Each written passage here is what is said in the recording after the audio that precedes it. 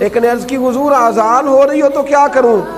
حضور نے فرمایا آزان کے کلمات کا جواب دے اور پھر اپنے نبی پہ درود و سلام پڑھ۔ رسول اللہ صلی اللہ علیہ وسلم گھر میں غربت بڑی ہے، حضور نے فرمایا جب بھی گھر جا نا 3 دفعہ سورہ اخلاص پڑھ اور اپنے گھر والوں کو سلام کہہ، اللہ تیری غربتیں دور کر دے گا۔ عرض کی یا رسول اللہ صلی اللہ علیہ وسلم چھوٹی سی فیملی ہے، کئی دفعہ گھر میں کوئی بھی نہیں ہوتا، پھر کیا کروں؟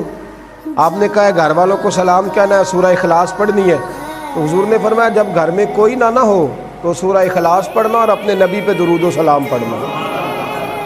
وہ صحابی کہتے ہیں میں نے اتنا عمل پکایا، کچھ مہینوں کے بعد وہ آئے اور عرض کرنے لگے یا رسول اللہ صلی اللہ علیہ وسلم کمال یہ ہے کہ درود و سلام کی برکت سے میں تو امیر ہوا ہی ہوں، میرے پڑوسی بھی امیر ہو گئے، دائیں بائیں والے لوگوں پہ بھی اللہ نے کرم فرمایا۔